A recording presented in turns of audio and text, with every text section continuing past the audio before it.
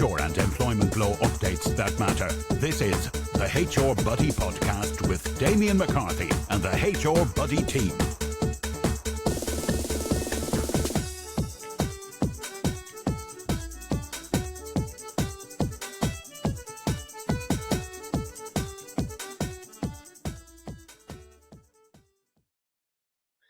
Hello, everyone, and welcome to the HR Buddy podcast. Thanks for tuning in. I am Damien McCarthy, Managing Director of HR Buddy.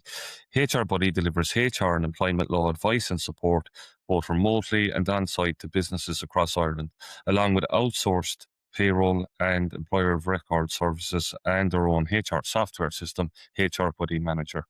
I'm joined on today's show by HR business consultants Liz Cummings and Patrick Scanlon. Hi, guys. Hi. Hi, Damien. Thanks for having me. So we're going to go through the agenda for today's show. And the agenda we have coming up this morning is we're going to take a look at our live poll results. So we run our monthly poll across our socials on LinkedIn, Instagram and Facebook every month. And we ask you some questions, basically. What are the HR topics that are really relevant to you at the moment? So we're going to go through that. We're going to take a look at redundancy on the podcast as well today. And we're going to go through some WRC cases, some analysis and key learnings from those WRC cases. And also we're going to take a look at retirement and the new retirement legislation that has come into effect as well. We also have a WRC case there with some learnings as well. Okay, so what was our poll for this month? Our poll was, which of these HR issues do you find most challenging or have the most questions about? So we gave you four choices: health and safety, managing redundancies, employee well-being, and recruitment and retention. So the poll results are health and safety, finishing maybe worryingly down the petty order on only 6%. Managing redundancies, which we're touching on with Liz later on as well, got 12%. Employee well-being, important topic that we've already covered on the podcast, and I'm sure we'll be touching on it again, but that got 37%.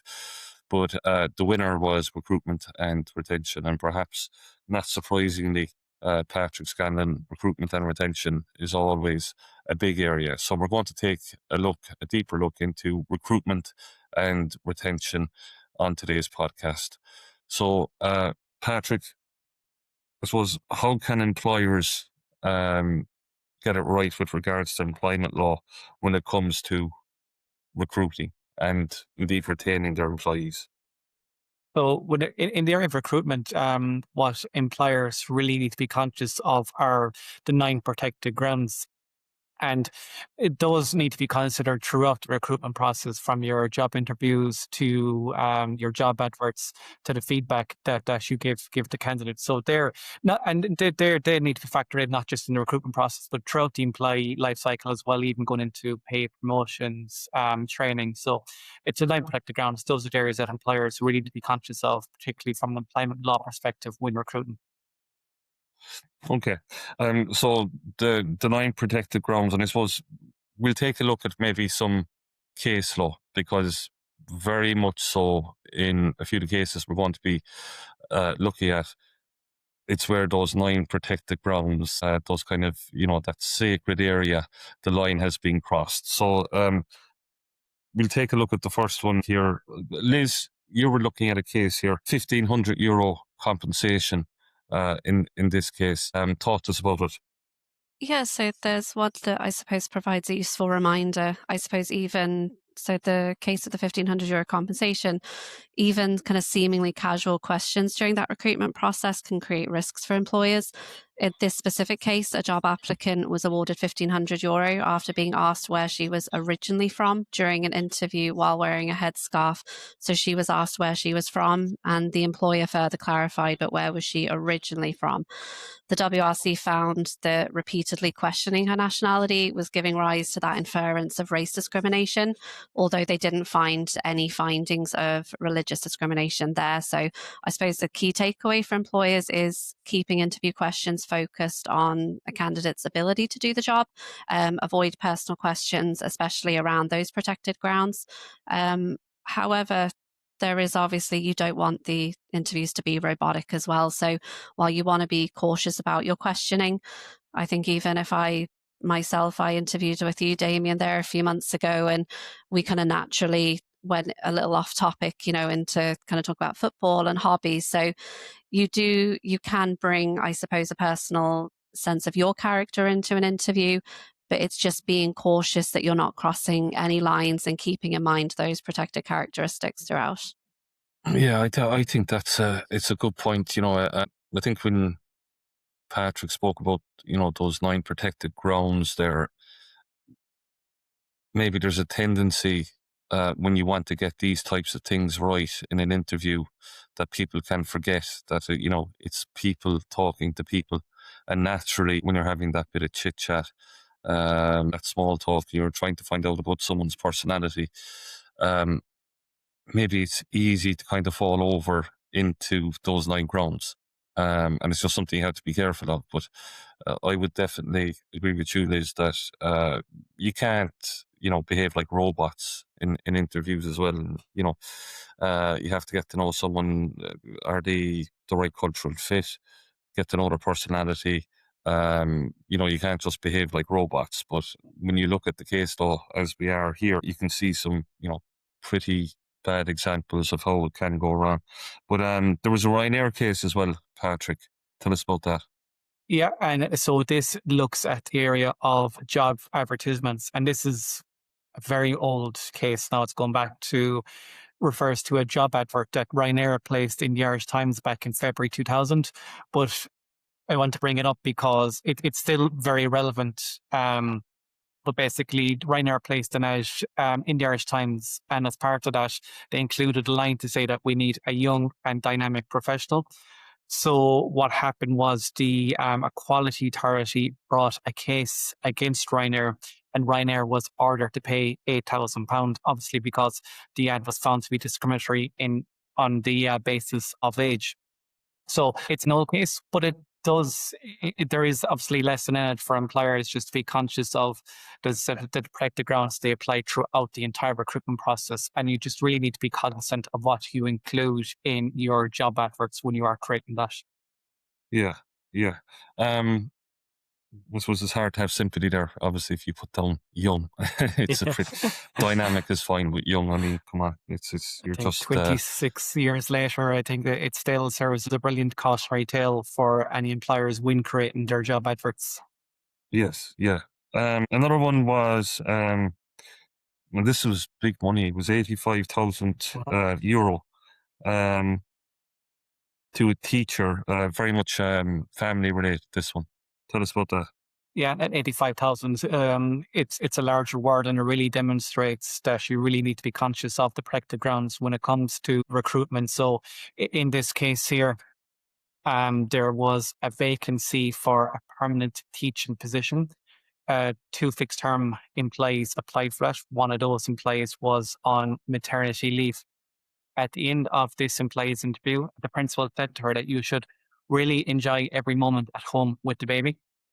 The employee took that as the fact that she wouldn't be getting the job. It turns out, of course, that she didn't get the permanent position. And when she requested a copy of the interview notes from the school, she wasn't provided with those. So when it went to the WRC determined that the employee was discriminated on the basis of family status, and also the employer, by failing to provide the interview notes, weren't able to objectively justify as to why the complainant didn't get the role in relation to comparator A, who was actually in fact less experienced than the complainant. I suppose I think there's kind of 2 sides to this, Patrick. Like there's the side where someone says you should really enjoy every moment at home, with your baby, which sounds like to most people a very nice thing to say. And it's an awful pity, I think, that someone who says something like that gets punished for it. So it's maybe a good example as to how you have to be careful. And if you can't say a line like that, which seems to be a warm comment, and a genuine comment. But the other side is they couldn't back it up, and that's the big point. And like, we'll move forward and maybe move to some tips for how employers and how they can get the recruitment side of things right. But that is one of the key areas, is I think documenting and recording your interviews, the scoring systems, feedback, as well as, again, is another area where you need to be able to provide feedback, and that it can appear objective and that it makes sense and that you have it documented. As regards everything in HR and employment law, interviewing and the recruitment process is no different. So talk us through maybe just some of those top tips for employers with regards to recruiting and the recruitment process. Well, as already discussed, ensure that all the small chat before and after the interview is general. So like there's plenty of, yes, you'd want to develop a rapport with the candidate, and you also want to put them at ease, but there's plenty topics out there that you can discuss. For example, weather is always obviously a good topic. Even what's going on in the world at the moment, perhaps the World Cup maybe. So there are plenty of topics out there. Don't ask them who they followed up, because then that maybe you might tend I might have something to say about that. yeah.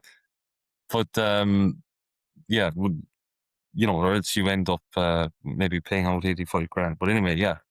And I think when you are initially recruiting for the role, you need to be drawn up a job advert. So what is the job description? So what kind of person are you looking for? And what kind of skills, experience, knowledge will the ideal candidate have? So basically, who are you looking to recruit? And you will compare each candidate against what you were looking for in terms of skills, experience, knowledge throughout the recruitment process. And if you were to do that, you will avoid any claims of discrimination. So what the ideal candidate, that can be built into the interview, into the feedback. When you are interviewing candidates, or my advice is always to ask all candidates the same questions. Now, you can, depending on the candidate's answers, you can delve into more probing questions. If candidates, obviously, if they bring up topics such as the family or family, like, don't delve into that. That's not an open forum for you to discuss whether the candidate has children, whether they're married, and so forth. As part of the interview process as well, it's definitely and highly recommended that you have a clear marking scheme. So based on the candidate's answers. So when you are comparing one candidate to another, you have that marking scheme, and obviously then whoever's going to progress to the next stage of the recruitment process, then you're basing that on the interview score. So you have that objective justification as to why any candidate is going to be progressed, and that's going to eliminate or eradicate any discrimination risk.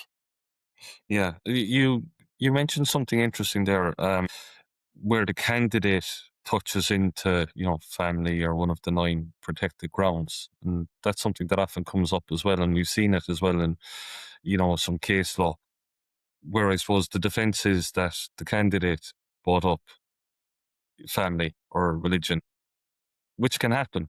But I suppose, again, I would go back to the point, recording and documenting the interview is very, very important. And just because a candidate brings up maybe an area that is within the 9 protected grounds, whether it's family or race or religion or whatever the case might be, that doesn't give you freedom to go into it more. You do need to be careful. Providing feedback is another area where I suppose maybe sometimes some organizations can perform poorly. And I think definitely from the point of view of your reputation and how you're advertising yourselves, future talent maybe coming into your organization, that is an area that's important, Patrick, being able to deliver that feedback. Yeah, and any candidate that is going to be rejected, whether they interviewed or not, you need to be in a position to provide that candidate with feedback as to why they weren't successful in either being called for interview or getting the role after being called for interview. And really, you should be able to justify that in the difference between the job description itself and what you were looking for in terms of those skills, experience, knowledge, and what the employee lacked. So your feedback is based on what the employee lacked from what you were looking for. If your feedback isn't related to that, then you need to really question as to why the employee didn't get the role. Do you have an unconscious bias, maybe? Yeah. And also, you do need to be in a position to provide that feedback, because just because a candidate didn't get the role this time, it doesn't mean that they're not going to get it in the future should the same vacancy become available, because I suppose you want to empower a potential candidate to be in a position that they can get that skills, experience, knowledge that you're looking for, and then come back when a further vacancy arises at a future date. And I think there's a tendency to, when feedback is delivered as well, is to give kind of generic feedback, just kind of to get the process done kind of thing, but it doesn't explain the gap. And I think you're right in saying that, Patrick, that, you do have to be able to identify where the gap was and be able to back that up then with, your documentation and your scoring systems and whatever the case may be. Retention. I suppose recruitment is one side, but I think over the last few years, retention has been absolutely massive because we've such a stretched labour market. And I suppose when the problem is recruitment and retention, and that's the headache inside in a lot of Irish workplaces, I always said the golden rule in that whole dilemma was look after retaining your employees, because then if you can retain your employees, at least you don't have more of a recruitment problem. So retention has been absolutely huge over the last few years and that continues to be the case. So with regards to retention then, Patrick, I suppose, what are your top tips in that area? There was a Morgan McKinley report that came out there recently, and the report was done across multiple countries, including Ireland. And what they found is that almost 50% of employees are considering moving to another job within another company within the next 6 months. So just think about that within your company now. Up to 50% of employees may be considering leaving within the next 6 months. So the question is, what can you do to attract, what can we do to maintain them within the company? And a big one for me is the benefits. Like, it's really the benefits that come with role and work under the organization that separate you from the rest.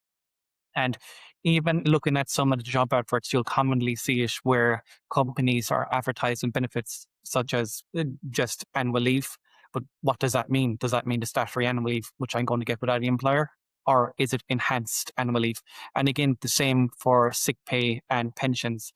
Some companies have listed those as benefits, but again, are they my legislative guarantees, such as statutory sick pay or pension auto-enrollment, or is it enhanced company sick pay or enhanced company pension scheme? So companies just need to think about their benefits and what is an offer compared to other companies and what is above legislative requirements, because it implies candidates, they can see through the benefits on offer. Like, we can often see, like, even just listing annual leave, an employer is obviously trying to shoehorn a benefit in there for the sake of attracting candidates, but candidates and employees, they can see through that.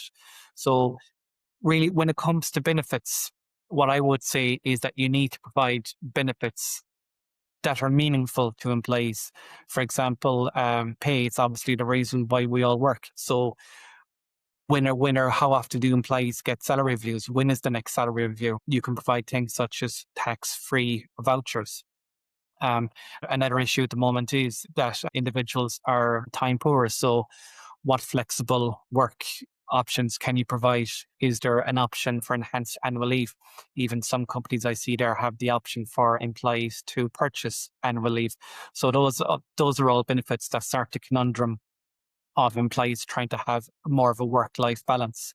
Another big issue in the country at the moment is the housing crisis, and we've seen employers get involved in a system with that, whether it be to provide housing or a system with accommodation. So you need to provide benefits that are meaningful to employees, and different benefits are meaningful to employees at different stages throughout their life. Yeah. And I suppose every organization has to decide, like, what is their budget and so on. And, like, the housing crisis is interesting. I mean, we know an awful lot of our clients, a lot of employers who, I suppose hospitality is one industry, definitely, where they just wouldn't have the talent, in their business unless they were providing accommodation as well.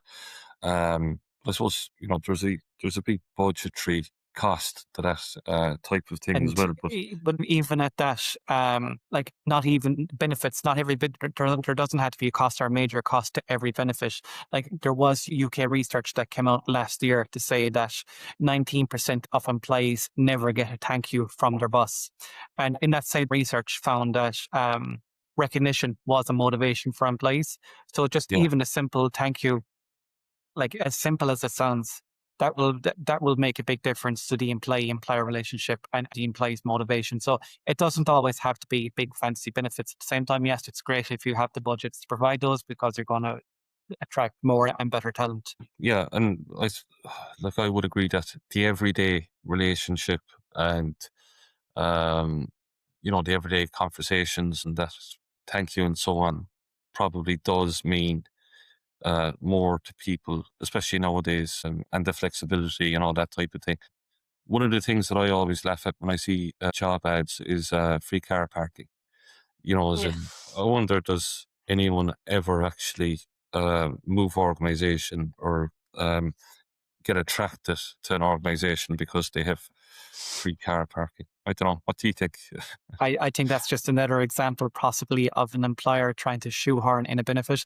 Yes, Yeah. it might make a difference. It's probably more appropriate for a company maybe in a larger town or a city, but I've also seen employers that have worked in small towns where there'd be plenty of free parking anyway, or Yeah, maybe there's even companies within the countryside who have those benefits. So it's, I would really expect there to be free parking Yeah, in a role like that. you can just start going down, like you said, listing kind of nonsensical things, I think, just to bulk up the benefits. But I think going back even to what Damien said, that back to basics rapport, I think, with employees is really important. And I think that culture is really seeping back in, the thank yous, the recognition. I think that human connection inside the workplace, I think it's huge. yeah, Like I myself, we do a little bit of hybrid, but it's nice to come into the office and have those conversations with people, get those connections going again. And just to yeah. follow Well, on to that point, is you need to get to know your employees as well.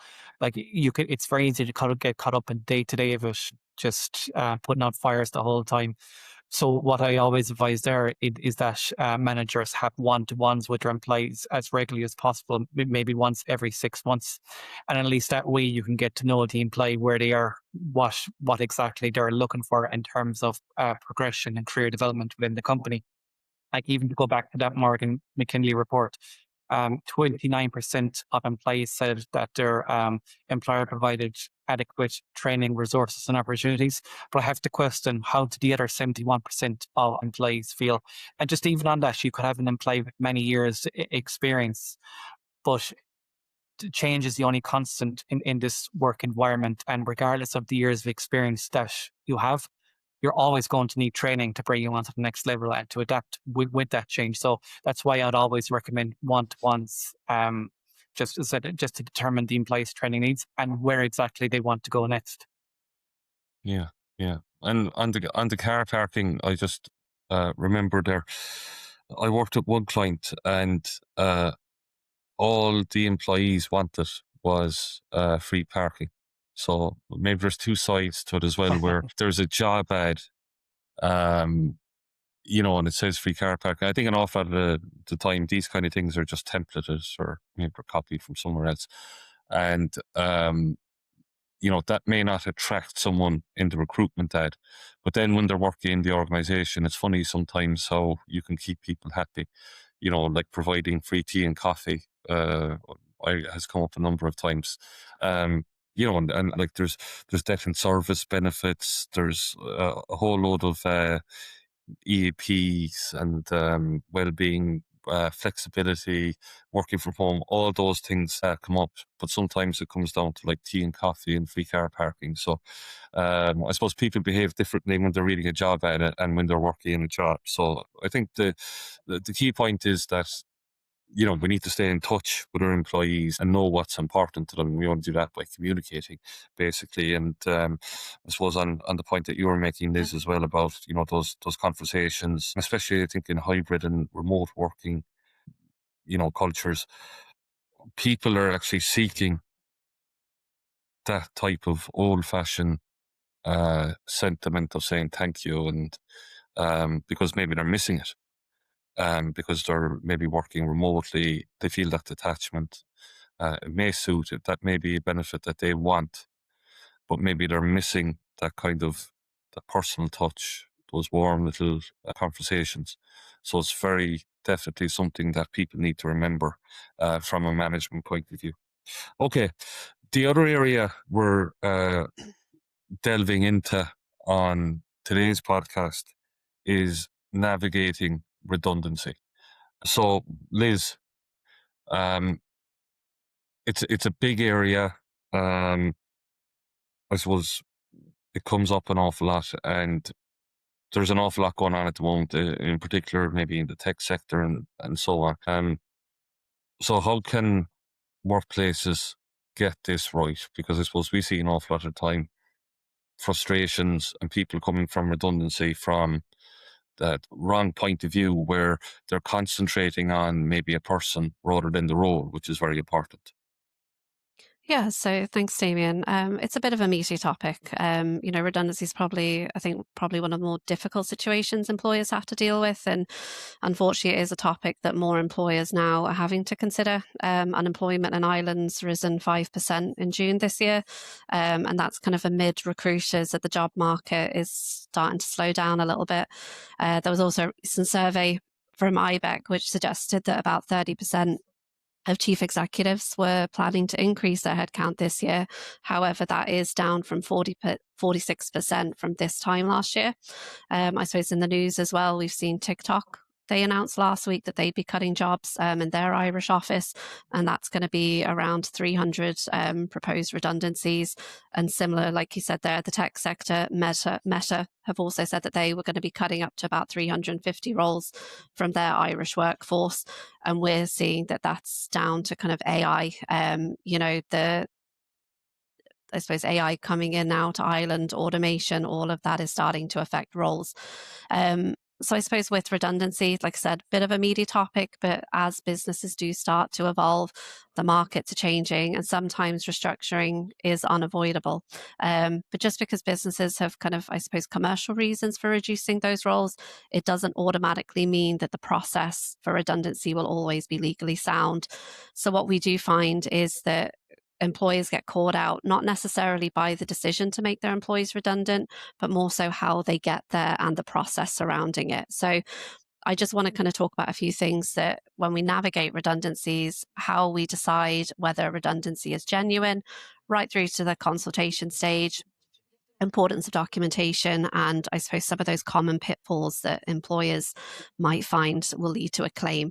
So I suppose the first question that every employer should ask themselves is it actually a genuine redundancy? And one of the most important distinctions that you touched on there, Damien, is that it's not about wanting to, I suppose, get rid of an employee. It's about making the role. So it's all about that the role has become redundant. So it's no longer required. And generally we see that that's because of a change in circumstances. So it could be down to a downturn in work, financial difficulties, restructuring, automation, like I said there, with AI coming in. Perhaps the workforce is simply closing.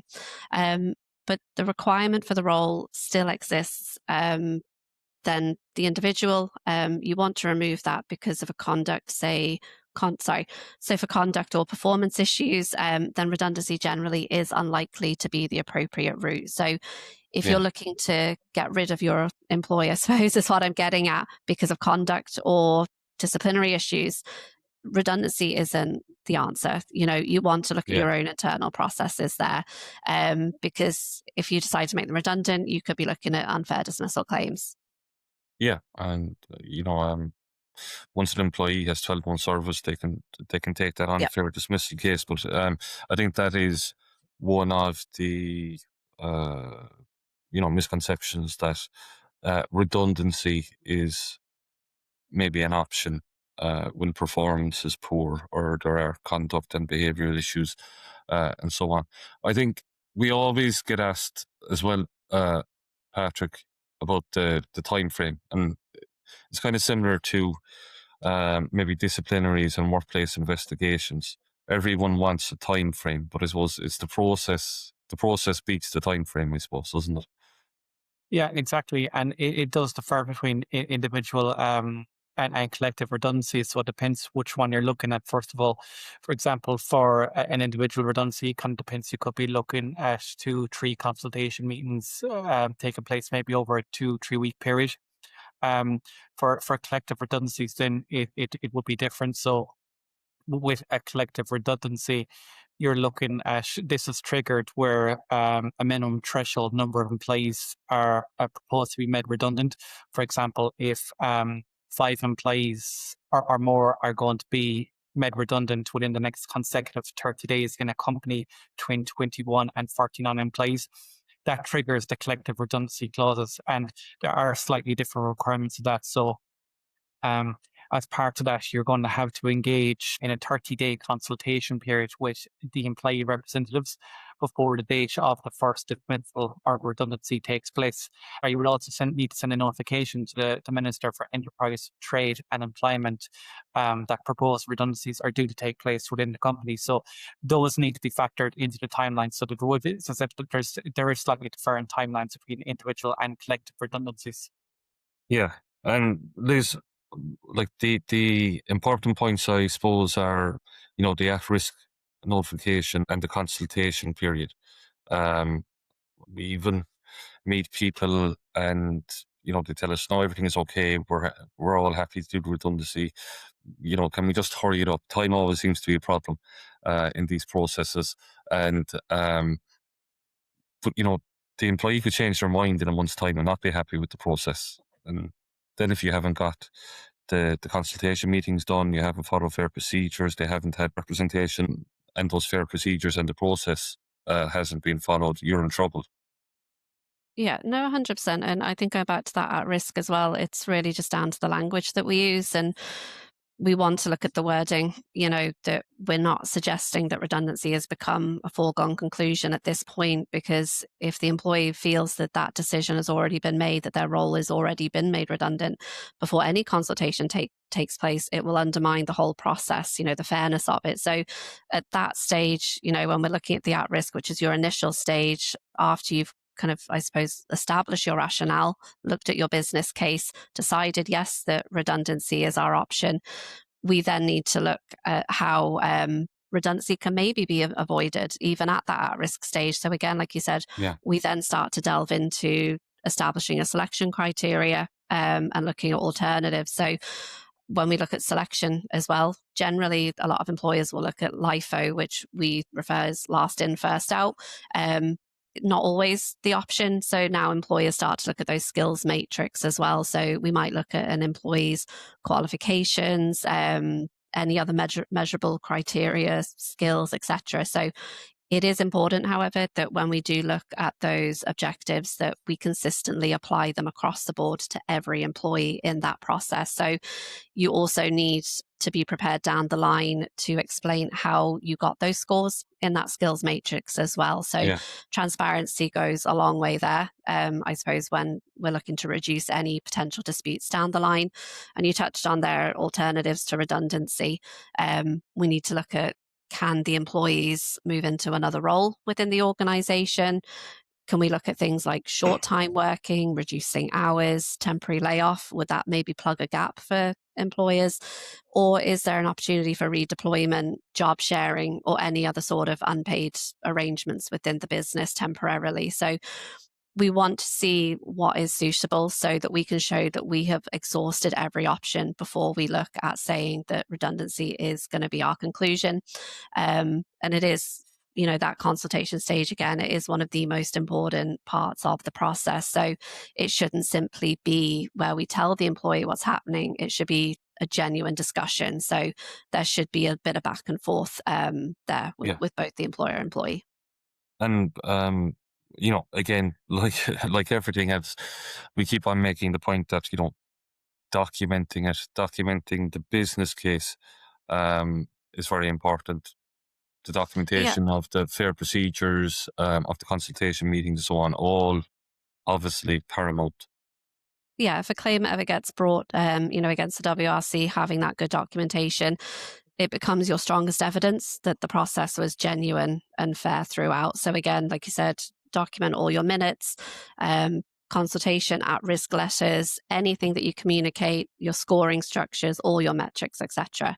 And I suppose then another thing that we kind of glazed over slightly there was just maybe around the redundancy payments. Employees with at least 2 years continuous service, they're generally entitled to a tax-free statutory redundancy payment, and that current is currently 2 weeks gross pay for every year of service, plus an additional bonus week. There is a weekly cap ceiling there as well of €600. Now, some employers might choose to offer enhanced redundancy packages, but the statutory payment is our legal minimum is for what an employee is entitled to. So that's just really around your statutory there. And then I suppose leading into that is what happens really if things go wrong. We've touched on it there about the importance of the process. Employees with at least 12 months service, again, it is worth reminding ourselves that they can bring a claim under the Unfair Dismissal Act if they believe either the redundancy wasn't genuine or the process was perhaps unfair or they were unfairly selected. So it's just really important, that we have a legitimate business reason, again, going back to that rationale for reducing any roles within our organisations, but that the process is handled fairly so that we don't find ourselves defending a claim. Yeah, I think an area there as well, Liz, is, that where an employee needs to have 2 years service to, be able to avail of the statutory redundancy payment. I think it's a mistake that can happen where that 2-year time frame maybe gets used in a cynical way sometimes, and you need to be kind of careful in that area, because once they have 12 months service, they're entitled to take an unfair dismissal case.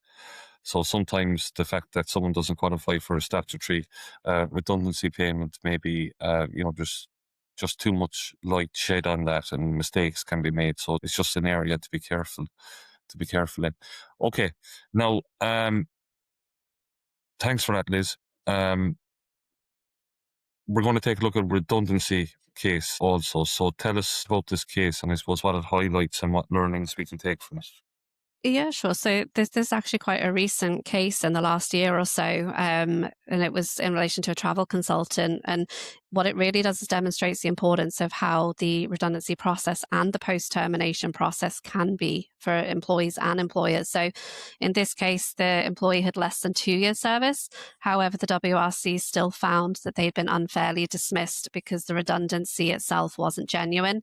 The employer hadn't followed a fair selection process, and they hadn't properly considered any reasonable alternatives for the redundancy.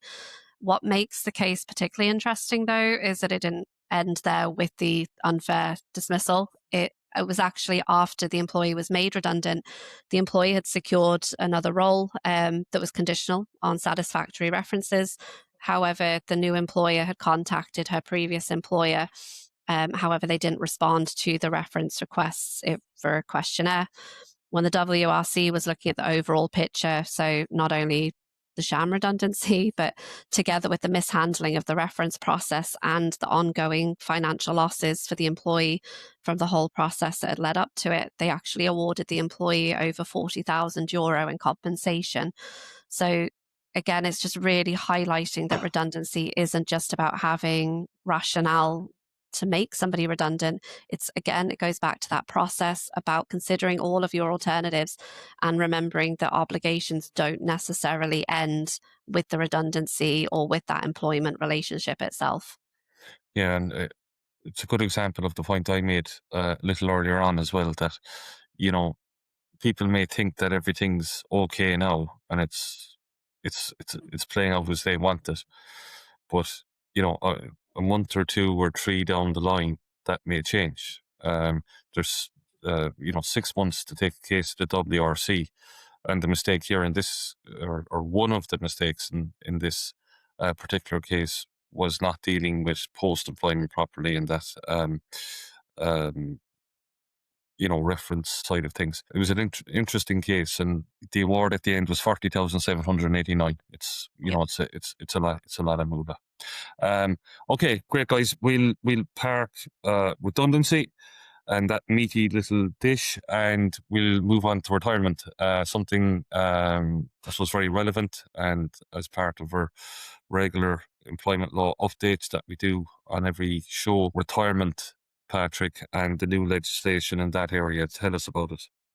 Yeah, so this legislation has been in pipeline for quite some time now, but it's finally it got over the line. So it's come into effect, and basically, where an employee's contract has a contractual retirement age that is below the state pension age, employees now have the right not to consent to the contractual retirement age and opt to work until the state retirement age, or at any point between the contractual retirement age and the state pension age.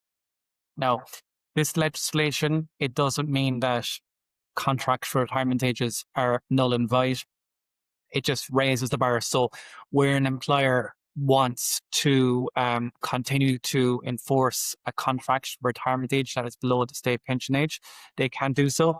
So there's a higher bar, and there's a case following this that we'll go through that is a really good example that demonstrates that. Now, just as a side note, this act does not apply where the retirement age is already set by law. So you'll see that in some public sector jobs. Yeah, the However, Gardaí and those. Exactly. The usual examples. Yeah. So what's the process involved?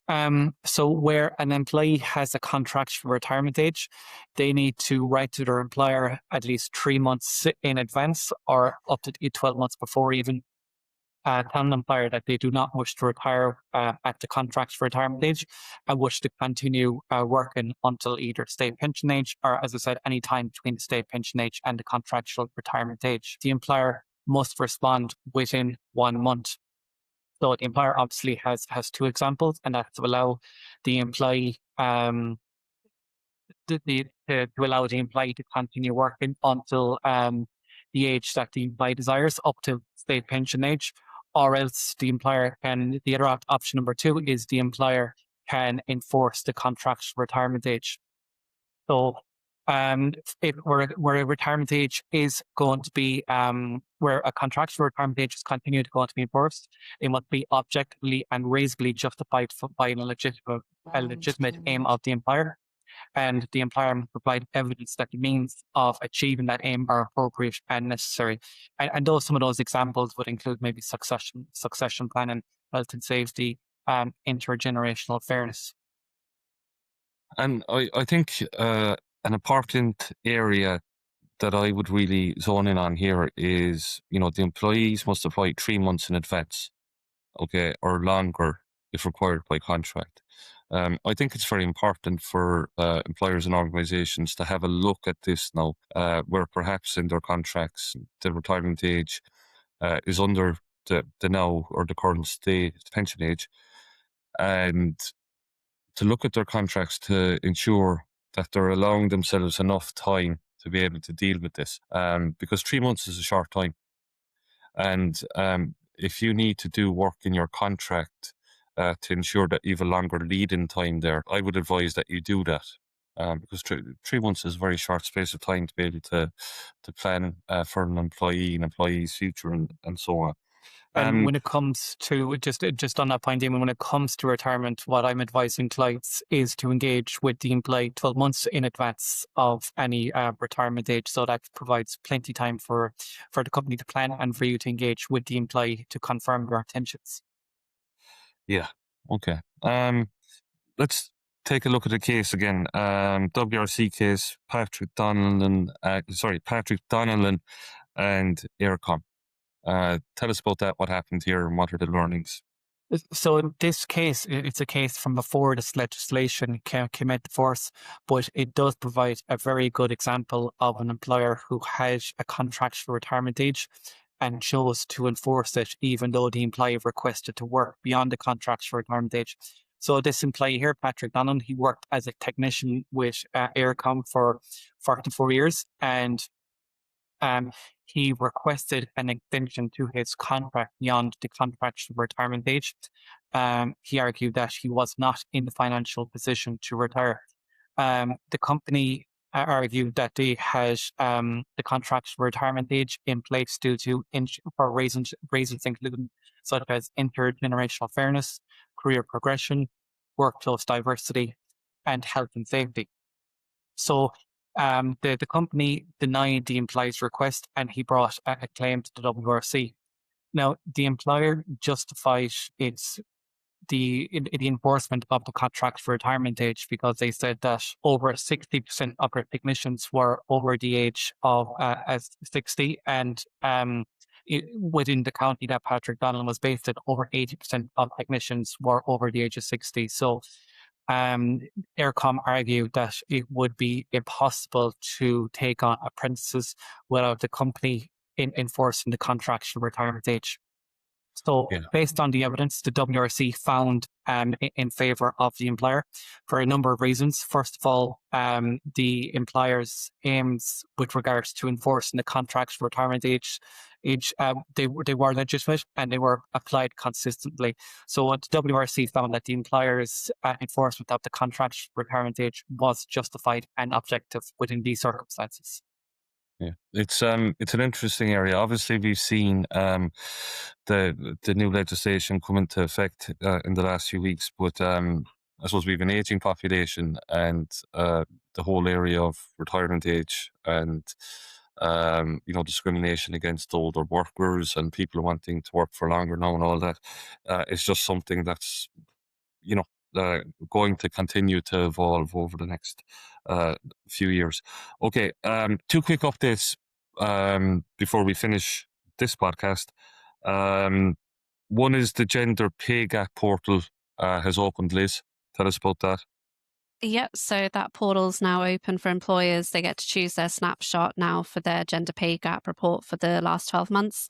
So again, since last year, all employers with more than 50 employees in Ireland have been required to publish their gender pay gap information on their website. So that portal is your central location where you can publish all your figures, make the reporting a little bit more transparent and accessible.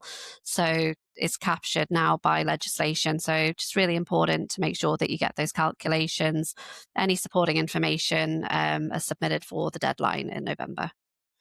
Another area, there are suggested proposals with regards to changing some areas of maternity leave and so on, and we're going to go through that in more detail in our next podcast. We're also going to be looking at navigating family leave and public holidays in our next podcast, so please do listen in for that. But one more update before we leave it for today's show, Patrick, and that's the pension opt-out. July and August, big months for the pension opt-out. Yeah, so with pension auto-enrollment, if you have been auto-enrolled for 6 months, there is a 2-month opt-out window at the end of that 6-month period. So for anybody that was enrolled when the pension auto-enrollment was introduced back on the 1st of January, they have the option now to opt out for the entire month of July and August. Yeah. If you do opt out, you will be auto-enrolled again back into the pension auto-enrollment after 24 months. If you do wish to opt out, you need to go on to the My Future Fund portal and you will get a refund of the employee contributions, but not the government or employer contributions. And they said that opt-out window that exists up until the end of August. Yeah, and that's an important point. You don't get to do this in September, October, November. The window, and it is a window, it's in July and August. Okay, guys.